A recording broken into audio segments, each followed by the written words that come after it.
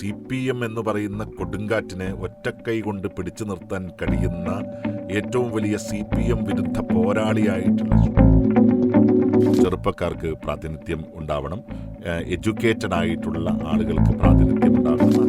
ആ മണ്ഡലത്തിൽ വോട്ട് എണ്ണിക്കഴിഞ്ഞപ്പോൾ 1,14,000 വോട്ടിൻ്റെ കൃത്രിമം നടന്നു. 35,000 വോട്ടുകൾക്ക് BJPയുടെ സ്ഥാനാർത്ഥി വിജയിക്കുകയാണ്. ജൻസി വിഭാഗത്തിൽപ്പെടുന്ന 25-നും 30-നും ഒക്കെ ഇടയിലുള്ള അവിടുത്തെ ഏറ്റവും പ്രധാനപ്പെട്ട ഒരു വലിയ വിഭാഗം ഇതിനെതിരെ പ്രവർത്തിക്കുന്ന ഒരു കാഴ്ചയാണ് ഇപ്പോൾ നമ്മൾ കാണുന്നത്. അവർ പറയുന്ന സ്ഥലത്തേക്ക് നേപ്പാളിൻ്റെ ഭരണകൂടം നിർമ്മിക്കപ്പെടാൻ വേണ്ടി പോകുന്ന ദിവസം ഒരുപാട് നേതാക്കന്മാർക്ക് വ്യത്യസ്തമായ അഭിപ്രായം. അതാണ് കോൺഗ്രസിൻ്റെ ഏറ്റവും വലിയ കരിസ്മ എന്ന് പറയുന്നത്. ഇന്ത്യയിലെ അദാനിയും അംബാനിയും ഒക്കെ നേതൃത്വം നൽകുന്ന BJPയെ പിന്തുണയ്ക്കുന്ന ദേശീയ മാധ്യമങ്ങളിലെ ഒരു മാധ്യമ പ്രവർത്തകന് പോലും രാഹുൽ ഗാന്ധിയെ പ്രതിക്കൂട്ടിൽ നിർത്താൻ ആ വാർത്താ സമ്മേളനത്തിൽ കഴിഞ്ഞില്ല എന്നുള്ളതാണ് അതിൻ്റെ ഏറ്റവും വലിയ പ്രത്യേകത. ഇന്ത്യ മുന്നണി എന്ന് പറയുന്ന ഒരു ആശയം, ആ ആശയത്തിൻ്റെ ഏറ്റവും പ്രധാനപ്പെട്ട വ്യക്തി എന്ന് പറയുന്നത് ശ്രീ രാഹുൽ ഗാന്ധിയാണ്. അതിലിപ്പോൾ കേരളത്തിൽ നിന്നുള്ള സംഘടനാ ചുമതലയുള്ള ജനറൽ സെക്രട്ടറി ശ്രീ KC വേണുഗോപാലിനെ മാറ്റി നിർത്താൻ നമുക്ക് സാധിക്കില്ല. അപ്പോൾ അദ്ദേഹം എങ്ങനെ പെർഫോം ചെയ്യുമെന്നുള്ളത് വലിയൊരു വിഷയമാണ്. ഈ രണ്ടു പാർട്ടികൾ നാളെ മറ്റൊരു തീരുമാനമെടുത്താൽ തൊട്ടടുത്ത ദിവസം താഴെ വീഴുന്ന കേരളത്തിൽ കോൺഗ്രസ് പാർട്ടിയിൽ തന്നെ ആഭ്യന്തര പ്രശ്നങ്ങൾ ഒരുപാടുണ്ട്. പ്രത്യേകിച്ച് മുതിർന്ന നേതാക്കൾ തമ്മിൽ ഒരുപാട് അഭിപ്രായ വ്യത്യാസങ്ങൾ ഉണ്ടാവാറുണ്ട്.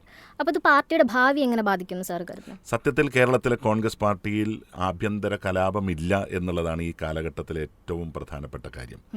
കോൺഗ്രസിൻ്റെ ചരിത്രം അറിയുന്ന മുഴുവൻ ആളുകൾക്കും അറിയുന്ന ഒരു കാര്യം എന്ന് പറയുന്നത് എല്ലാ കാലഘട്ടത്തിലും കോൺഗ്രസ് 2 പാർട്ടികളായിരുന്നു.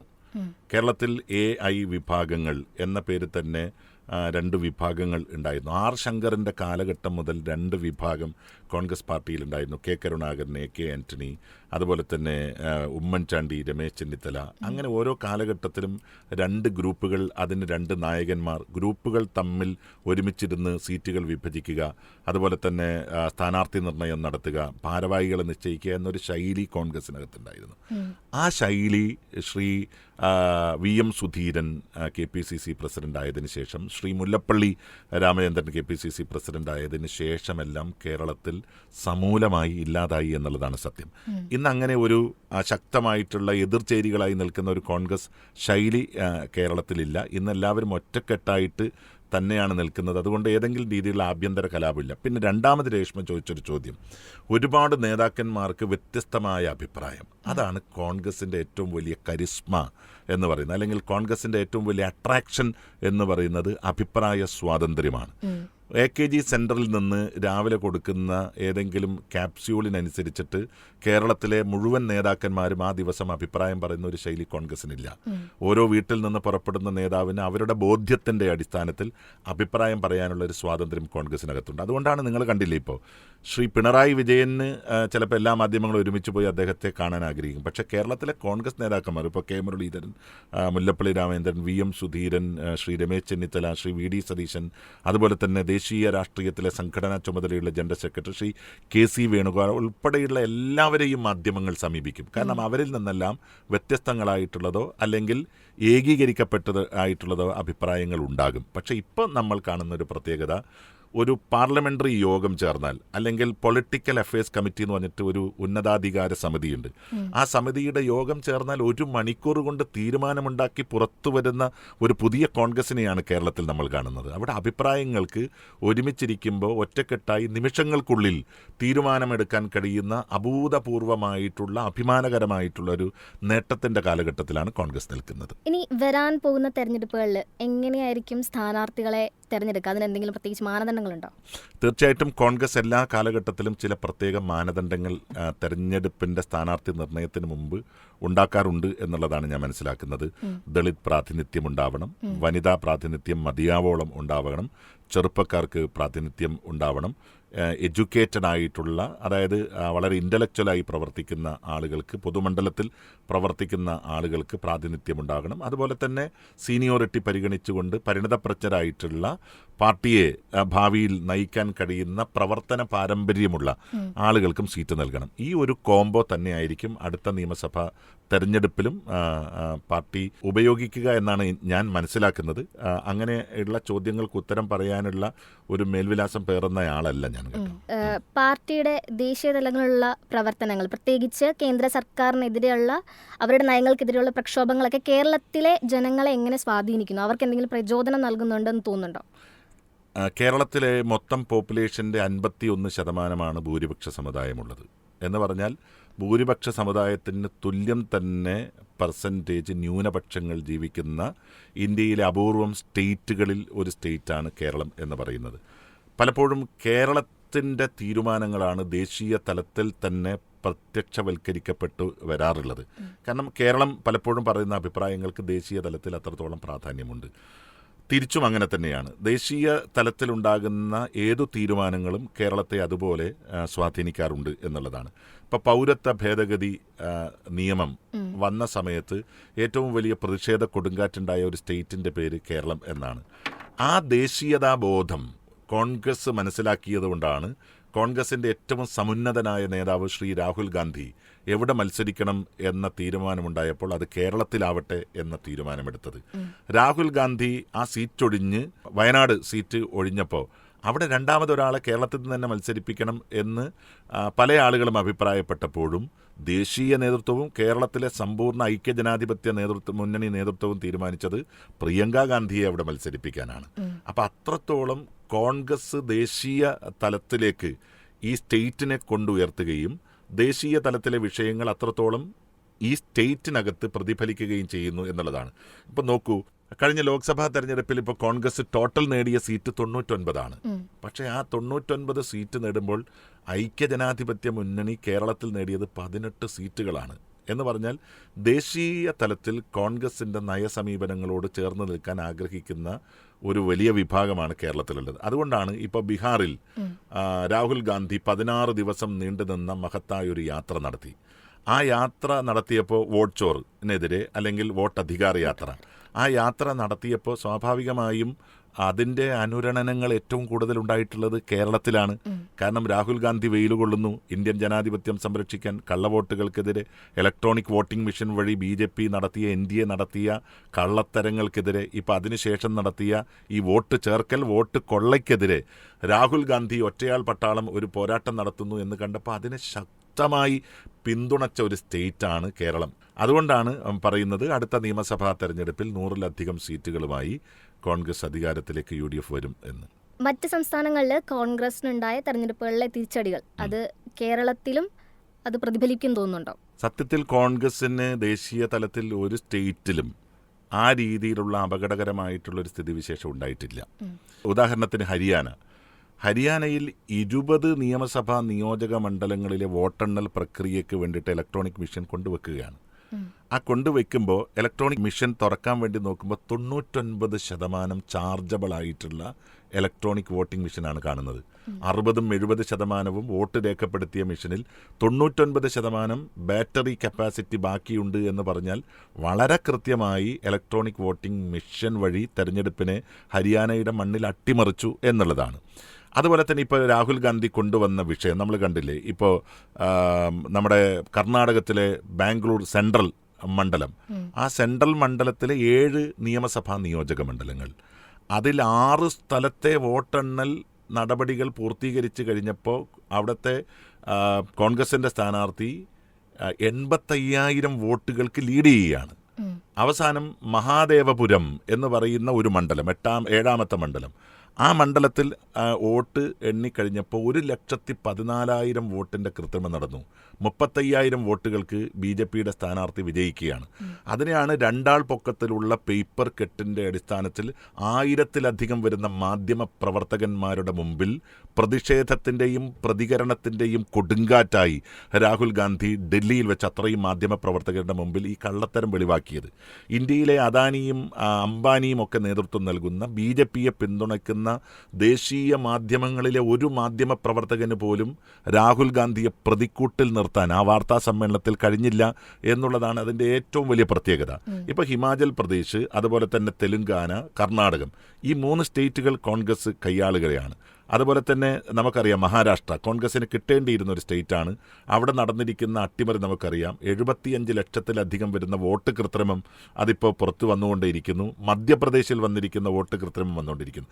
യഥാർത്ഥത്തിൽ ഇന്ത്യയിലെ ജനങ്ങളിപ്പോഴും കോൺഗ്രസിനോടൊപ്പമാണ് എന്ന സത്യം തിരിച്ചറിയുന്നത് കൊണ്ട് തന്നെ കേരളത്തിൽ കോൺഗ്രസ് ഇനിയിപ്പോൾ അടുത്ത് തന്നെ അധികാരത്തിൽ വരാൻ വേണ്ടി പോകുന്ന കാര്യത്തിൽ ആർക്കും സംശയമില്ല. കേരളത്തിൽ മാത്രമല്ല, കേരളത്തോടൊപ്പം തന്നെ ദേശീയ രാഷ്ട്രീയത്തിൽ കോൺഗ്രസ് ശ്രദ്ധിക്കുന്ന മറ്റൊരു പ്രധാനപ്പെട്ട സംസ്ഥാനം എന്ന് പറയുന്നത് അസമാണ്. രാഷ്ട്രീയ എതിരാളികളായ BJPയും CPMഉം കോൺഗ്രസിനെ തളർത്താൻ ഒരുപാട് ശ്രമങ്ങൾ നടത്തുന്നുണ്ട്. അതിനെ എങ്ങനെയാണ് കാണുന്നത്, അല്ല അതിനെങ്ങനെയാണ് നേരിടാൻ പോകുന്നത്? കേരളത്തിൽ BJPക്ക് പകരം CJP വന്നത് പാലക്കാട് തെരഞ്ഞെടുപ്പിന് ശേഷമാണ് വളരെ സജീവമായിട്ട് വന്നത്.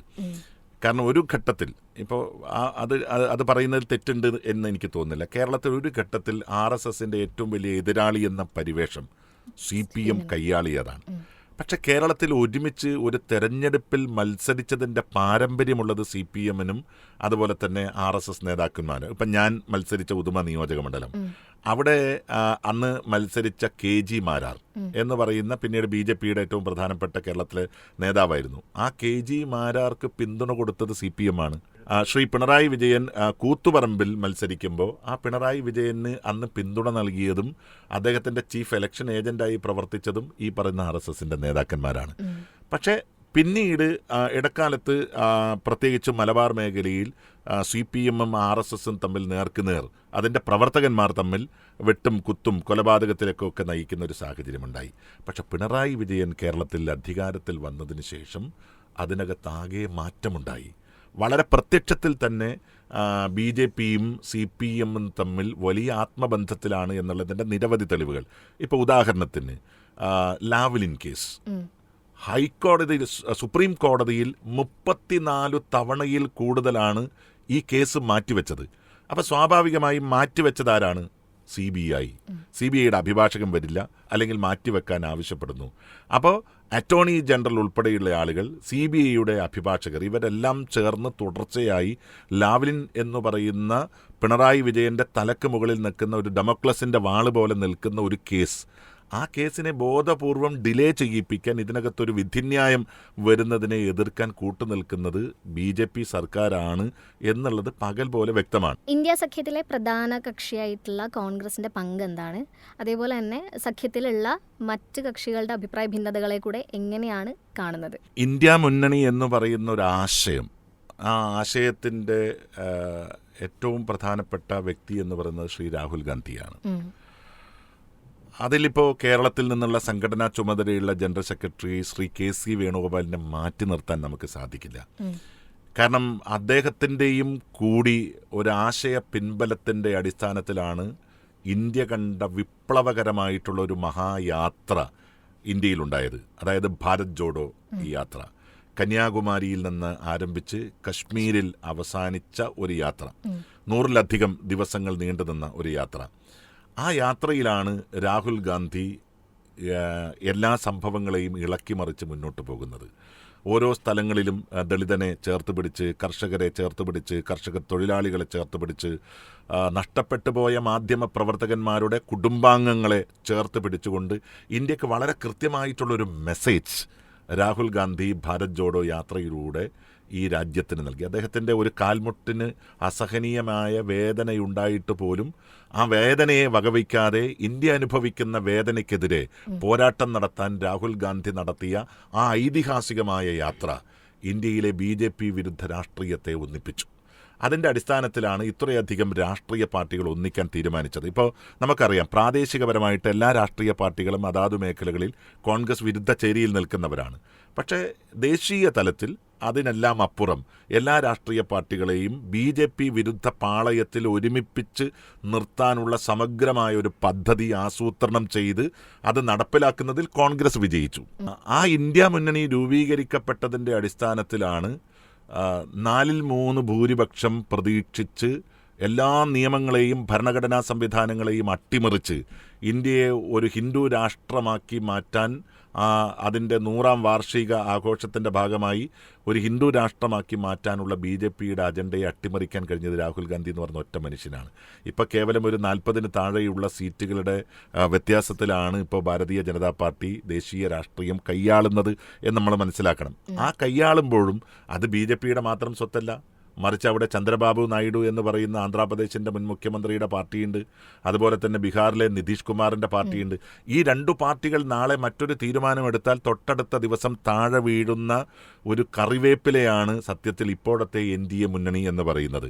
അപ്പം അതുകൊണ്ട് ഭയപ്പെടാതെ ഇന്ത്യക്കാരന് ജീവിക്കാൻ, ഇന്ത്യൻ ജനാധിപത്യത്തിൽ ഉറച്ചു മുന്നോട്ടു പോകാൻ, ഇന്ത്യൻ ദേശീയതയെ മുറുകെ പിടിക്കാൻ, ഇന്ത്യയുടെ മതേതരത്വ സങ്കല്പങ്ങളെ അതർഹിക്കുന്ന ഗൗരവത്തോടു കൂടി കൊണ്ടാടാൻ ഇന്ന് ഇന്ത്യക്ക് സാധിക്കുന്നുണ്ടെങ്കിൽ അതിൻ്റെ എല്ലാം പ്രധാനപ്പെട്ട കാരണം എന്ന് പറയുന്നത് ഒരേ ഒരാളാണ്. അത് ഇന്ത്യയുടെ രാഷ്ട്രീയ രംഗത്തെ രാജകുമാരൻ എന്ന് ഇപ്പം അഭിമാനത്തോടു കൂടി പറയാൻ കഴിയുന്ന ശ്രീ രാഹുൽ ഗാന്ധി തന്നെയാണ്. സർ, അതുപോലെ സമൂഹ മാധ്യമങ്ങളിലെ വ്യാജ വാർത്തകളും വിദ്വേഷ പ്രചാരണങ്ങളും ഒക്കെ എങ്ങനെയാണ് പാർട്ടി പ്രതിരോധിക്കുന്നത്? തീർച്ചയായിട്ടും ഈ പുതിയ കാലഘട്ടത്തിൽ അനിയന്ത്രിതമായ ഒരു മാധ്യമ മേഖല നമ്മുടെ മുമ്പിൽ തുറക്കപ്പെട്ടിരിക്കുന്നു. ഇപ്പം നമ്മൾ നേപ്പാളിലെ വിഷയം തന്നെ കണ്ടില്ലേ? നേപ്പാളിൽ അവിടുത്തെ ഭരണാധികാരികൾ സഞ്ചരിച്ചതിൻ്റെ റീൽസും വീഡിയോസൊക്കെ നവമാധ്യമങ്ങളിൽ വന്നപ്പോൾ അതിനെതിരെ അതിശക്തമായിട്ടുള്ള ക്യാമ്പയിൻ ഉണ്ടായി. അപ്പം നവമാധ്യമങ്ങളെ ബ്ലോക്ക് ചെയ്തോട് കൂടിയിട്ട് 25-നും 30-നും ഒക്കെ ഇടയിലുള്ള അവിടുത്തെ ഏറ്റവും പ്രധാനപ്പെട്ട ഒരു വലിയ വിഭാഗം ഇതിനെതിരെ പ്രവർത്തിക്കുന്ന ഒരു കാഴ്ചയാണ് ഇപ്പം നമ്മൾ കാണുന്നത്. അവർ പറയുന്ന സ്ഥലത്തേക്ക് നേപ്പാളിൻ്റെ ഭരണകൂടം നിർമ്മിക്കപ്പെടാൻ വേണ്ടി പോകുന്ന ദിവസങ്ങളാണ്. അപ്പം അതുകൊണ്ട് ആ ഒരു അർത്ഥത്തിലുള്ള സോഷ്യൽ മീഡിയ അഗ്രസീവ്നെസ് ഇപ്പം നമുക്ക് ഇവിടെയും കാണാൻ വേണ്ടി സാധിക്കുന്നുണ്ട്. അത് പാർട്ടി നിയന്ത്രിക്കും എന്ന് തന്നെയാണ് നമ്മുടെ വിശ്വാസം. നിയന്ത്രിക്കാൻ ആവശ്യമായിട്ടുള്ള നടപടികൾ പാർട്ടി ഏറ്റെടുക്കും. പക്ഷേ ഞാനൊരു കാര്യം ഇപ്പോഴും പറയാം, സോഷ്യൽ മീഡിയ ആർക്കും നിയന്ത്രിക്കാൻ സമ്പൂർണ്ണമായി കഴിയുന്ന ഒരു മാധ്യമ മേഖലയല്ല. പാർട്ടി എത്ര നിയന്ത്രിച്ചാലും അതിനപ്പുറത്തേക്ക് ചുവട് വെക്കാൻ കഴിയുന്ന ഒരുപാട് തെറ്റായ പ്രവണതകൾ, ഒരുപാട് തെറ്റായിട്ടുള്ള സാഹചര്യങ്ങൾ നിലനിൽക്കുന്ന ഒരു മാധ്യമ ലോകമാണ് സോഷ്യൽ മീഡിയ. കർണാടകയിലും തെലങ്കാനയിലും ഒക്കെ കോൺഗ്രസ് അധികാരത്തിലിരിക്കുമ്പോൾ തന്നെ അഴിമതി ആരോപണങ്ങളൊക്കെ ഒരുപാട് ഉയർന്നു വന്നിട്ടുണ്ട്. അപ്പോൾ അതെങ്ങനെയാണ് പാർട്ടിയുടെ പ്രതിച്ഛായ ബാധിക്കുക? സത്യത്തിൽ കർണാടകയിലും തെലങ്കാനയിലും താങ്കളുടെ ചോദ്യത്തെ ഞാൻ 100% നിരാകരിക്കുകയാണ് രശ്മിയുടെ. കാരണം തെലങ്കാനയിലൊക്കെ അങ്ങനെ ഒരു അഴിമതി ആരോപണങ്ങൾ പല അന്തരീക്ഷത്തിൽ നിന്ന് വരുന്നതല്ലാതെ തെളിയിക്കപ്പെട്ട അഴിമതി ആരോപണങ്ങളൊന്നും തന്നെ സത്യം പറഞ്ഞാൽ കർണാടകയിലും തെലങ്കാനയിലും ഉണ്ടായിട്ടില്ല.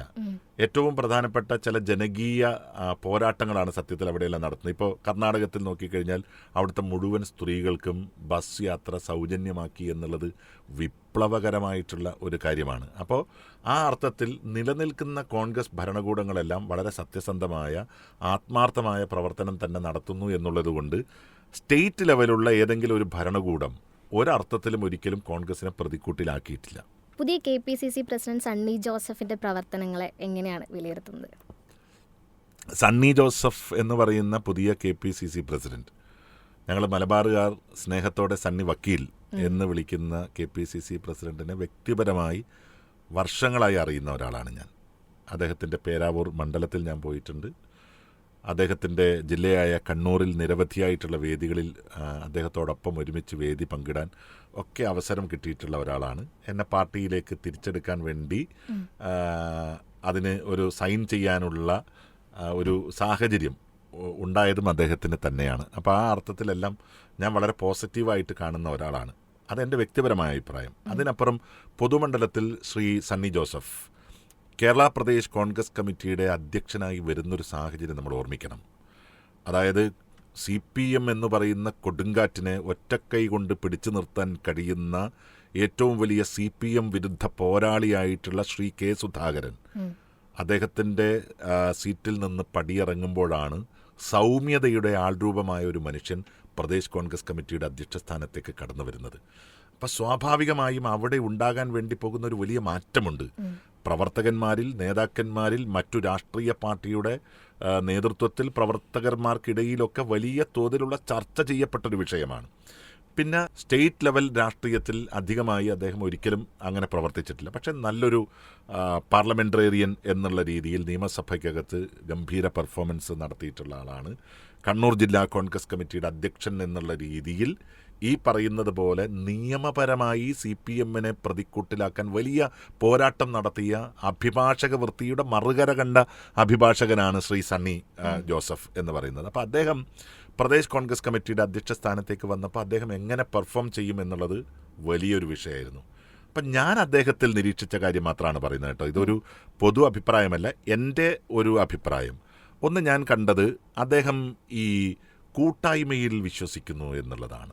അതായത് നമ്മൾ പറയാറില്ലേ, എല്ലാവരുടെയും അഭിപ്രായങ്ങൾ ക്രോഡീകരിച്ചെടുത്ത് അതിൽ നിന്നൊരഭിപ്രായം പറയുക എന്ന് പറയുന്ന രീതിയിലേക്ക്, പ്രത്യേകിച്ചിട്ട് അദ്ദേഹത്തോടൊപ്പം പ്രവർത്തിക്കുന്ന 3 വർക്കിംഗ് പ്രസിഡന്റുമാർ, അദ്ദേഹത്തിൻ്റെ ഇടതും വലതും അദ്ദേഹത്തിൻ്റെ നിഴൽ പോലെ കേരളത്തിലുടനീളം സഞ്ചരിക്കുകയാണ്.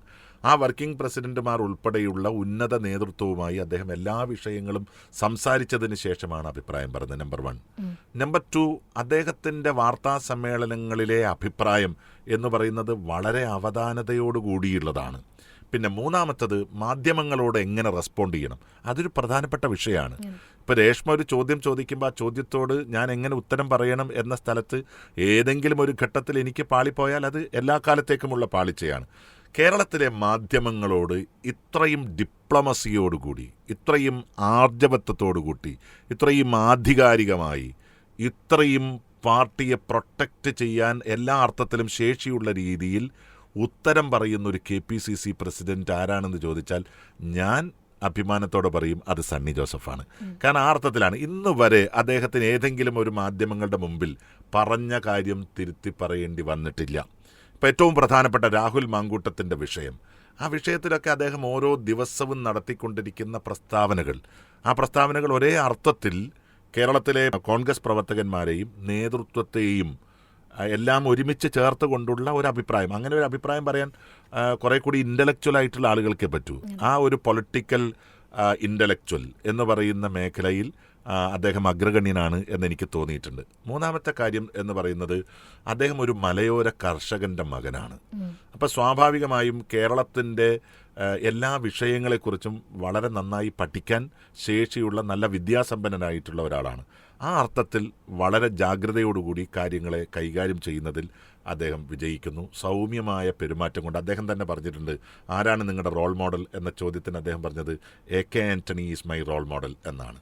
അപ്പോൾ AK ആൻ്റണിയെ പോലെ ഒരാളെ റോൾ മോഡലാക്കിക്കൊണ്ട് വളരെ ഔന്നത്യത്തോടുകൂടി, അതേ സമയം വളരെ ലാളിത്യത്തോടുകൂടി, പക്ഷേ വിഷയങ്ങൾ കടന്നു വരുമ്പോൾ ആ വിഷയങ്ങളെ വളരെ ഗൗരവത്തോടു കൂടി കൈകാര്യം ചെയ്ത് മുന്നോട്ട് പോകുന്ന ഒരു പൊളിറ്റിക്കൽ ഡിപ്ലോമസി അത് പരിപൂർണമായും ഉള്ള ഒരു മനുഷ്യനാണ് അഡ്വക്കേറ്റ് സണ്ണി ജോസഫ് എന്നാണ് എൻ്റെ അഭിപ്രായം.